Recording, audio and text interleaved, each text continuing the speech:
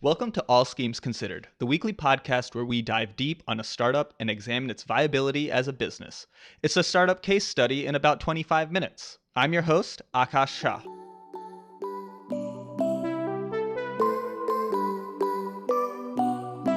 I am so excited to introduce our guest this week, LV Jadavji, CEO of Taloflow.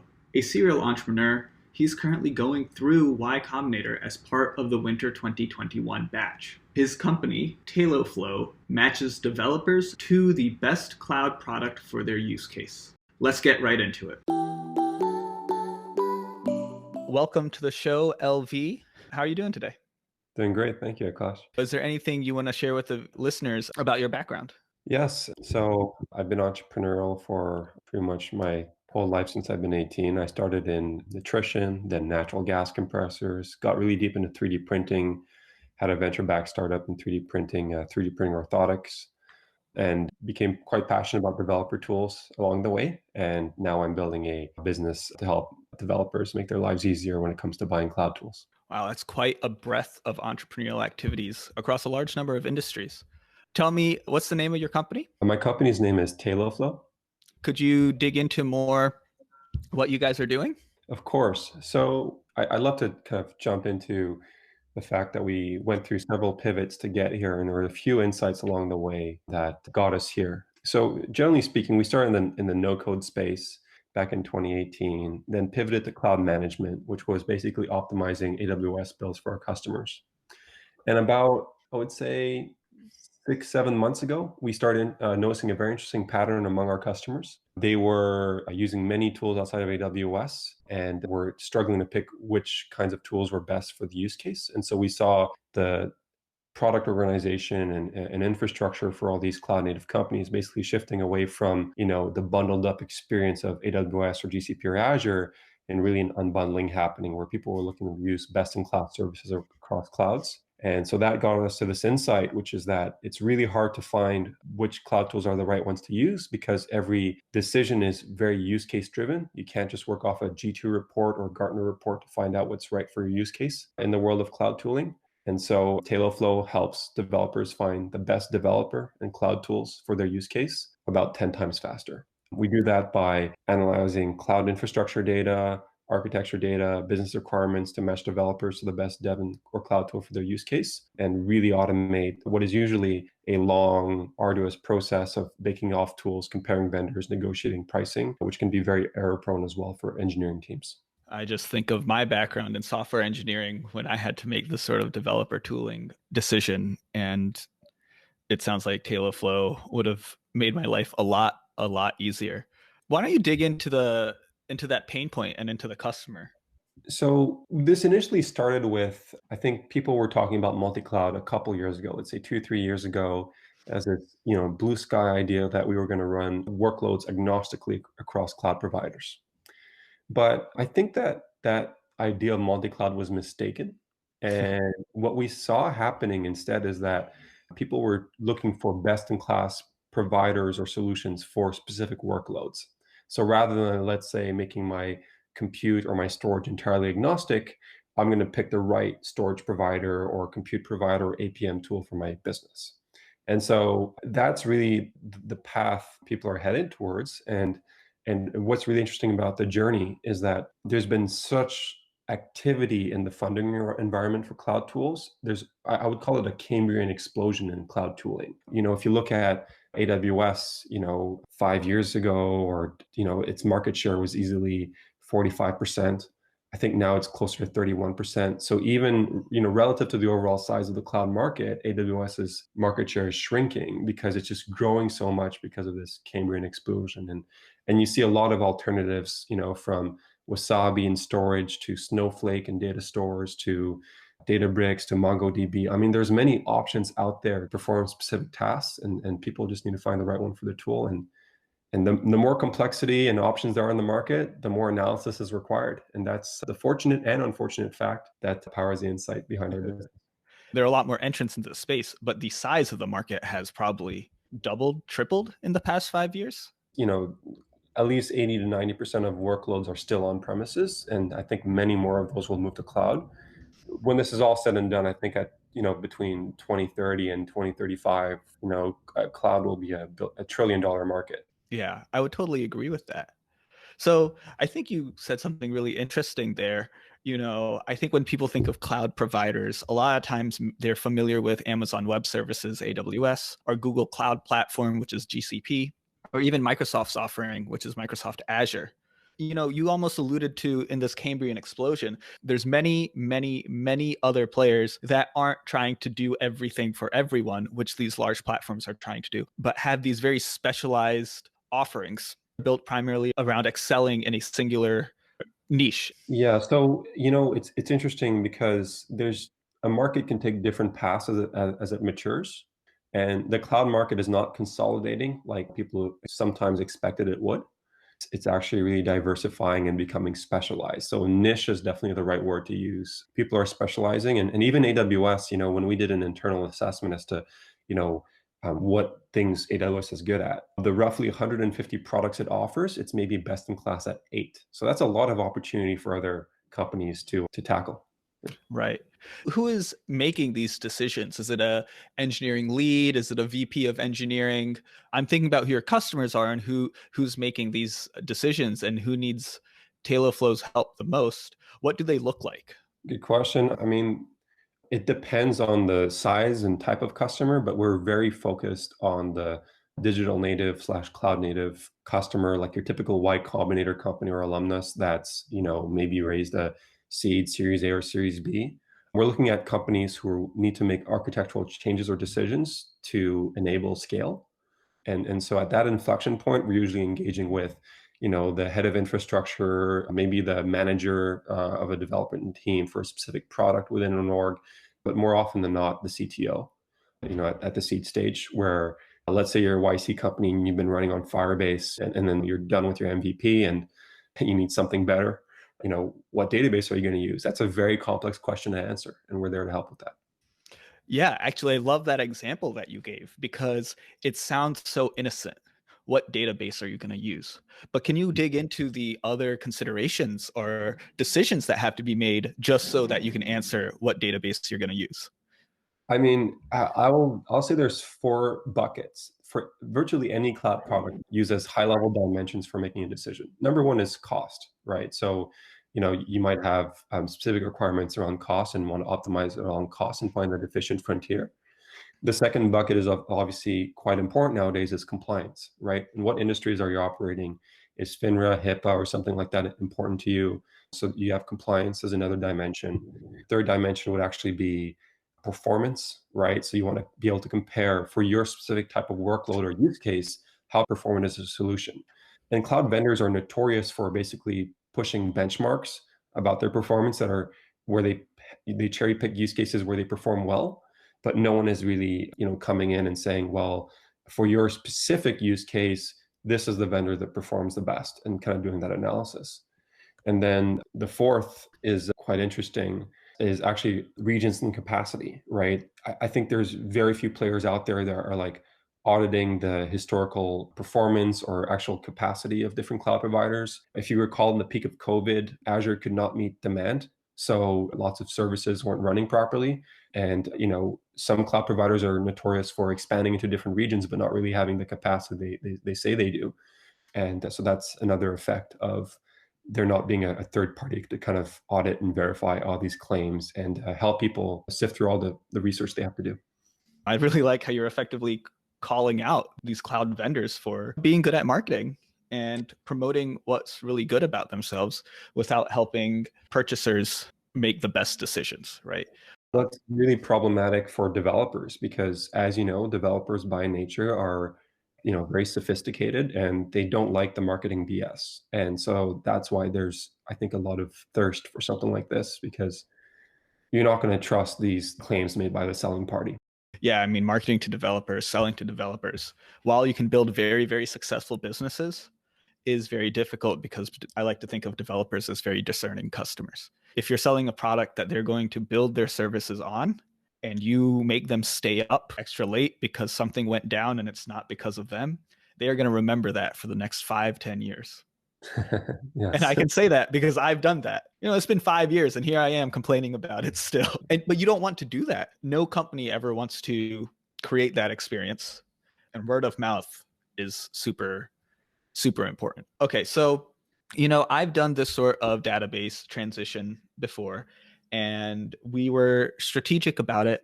We picked 3 different providers. We did a 3-month pilot with each of them. It cost money. It was a headache to manage. And then at the end of the day, we were kind of happy with the technology we chose. Is that story something that resonates with you? Is this what people come to you with as their, this is what life was like before Taloflow? Yeah, I mean, who has 3 months to focus on researching products? I like to think of it as, what can we do to get you back to coding instead of baking off tools? There's so many horror stories. We've had this internally before we pivoted to this space where, we picked different types of products for mission critical parts of our business, and in production, they were awful. And there were all kinds of gotchas we wish we had known about. What I'm really hearing is that people who are making these technical decisions, the engineers, the CTOs, they're making it with not the best information, not complete information. They're making it knowing that if they make the wrong decision, it's going to provide even more headaches within a few months, at least in a year and a half, probably. And they're afraid, honestly, because they don't want to make a decision that's going to increase the technical debt. Exactly. So the way we frame it is that this is a market where there's both tremendous asymmetry of information and tremendous complexity of information. And it's this huge growing market. And there's definitely a lot of pain associated with making the wrong decision, but there's so much appeal to wanting to make a decision that's not the safe one, right? Because, you could default and say, I'm going to use AWS for everything. But even now we're even seeing that within AWS, it's hard to pick which tool because there's so much overlap, right? Right. If you distill, cloud to, 3 basic things, network, storage, compute. I mean, how many different types of compute does AWS offer? What are you going to pick? Like even within AWS, you're baking off tools. So it's a yeah, I think it's a very real pain point. We've talked about the frustrations that go along with this process that CTOs are doing. I'm a CTO. I find Taloflow. How does Taloflow change my life once I start talking to you guys? So the first thing is you obviously might have a type of product in mind that you want to buy, right? Some kind of business requirement. When you approach Taloflow, I mean, there's concierge service, for many of these things I'm about to mention, but basically the first thing we do is we walk you through a questionnaire that is extremely complex on the back end and has been actually designed with, field experts in different product categories. So for example, if you wanted to buy an object storage product, I mean, we worked with a lot of experts and vendors to actually figure out what are the right types of questions to ask to define the use case. We kind of ask all those questions that get us to understand, what are all the requirements you have. And then we take it a step further and actually ask you to connect us to your existing cloud accounts. So if you have, let's say, an existing AWS account or GCP account, we'll ask you to connect us to that.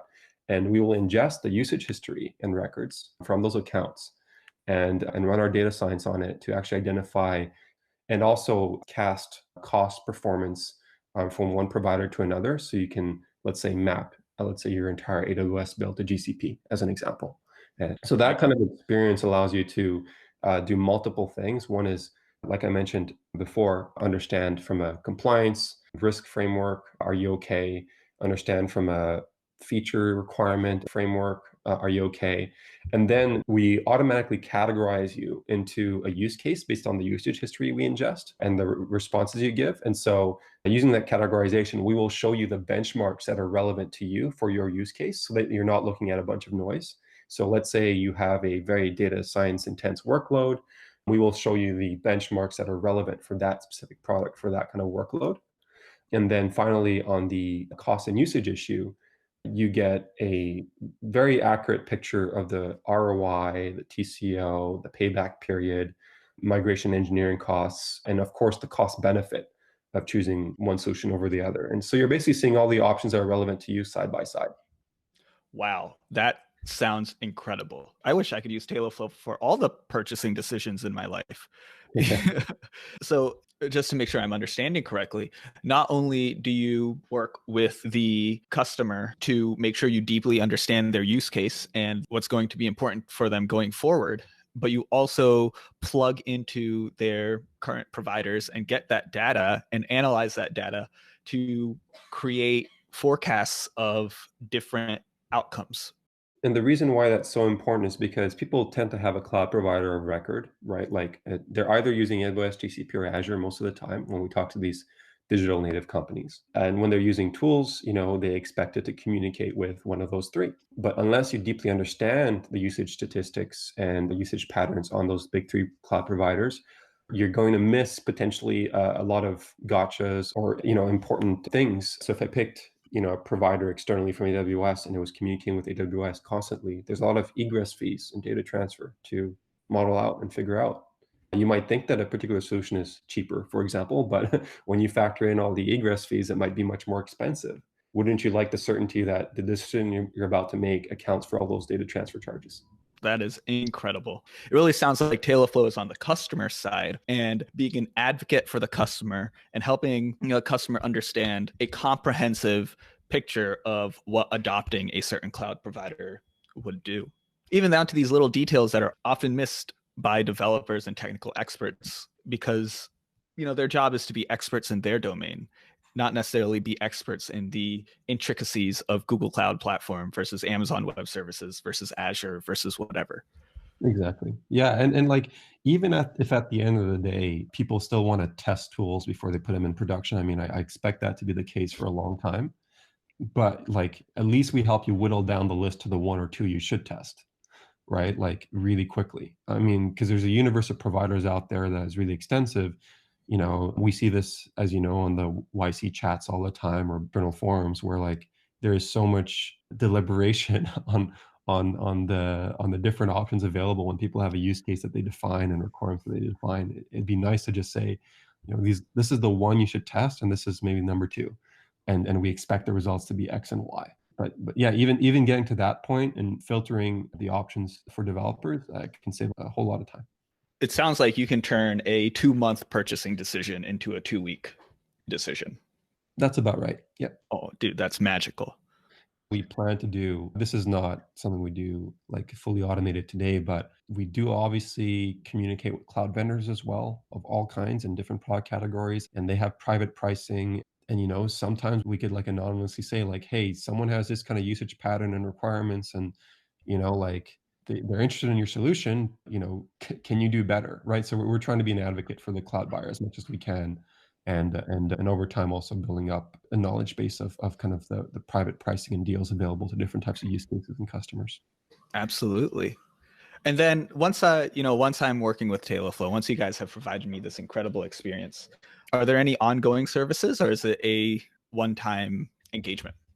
It's not one time because we focus very much on the digital native companies who are extremely active in buying new cloud products. And once we're connected to your cloud accounts, we can actually keep recommending products over time, right? So you might not be actively looking for something, but we might be able to point something out where you might get a new efficiency or better performance, and you might want to look at it. So because along your journey as a cloud company, I'm sure there's going to be, between your seed round and your IPO, there's going to be, 50 to 100 different cloud tooling decisions you're going to make. Right. So along that journey, we want to be proactive in recommending tools, and as much as possible, we give you the option to keep us connected to your cloud account so we can keep ingesting some data and recommending tools over time, and also pointing out inefficiencies where they can be.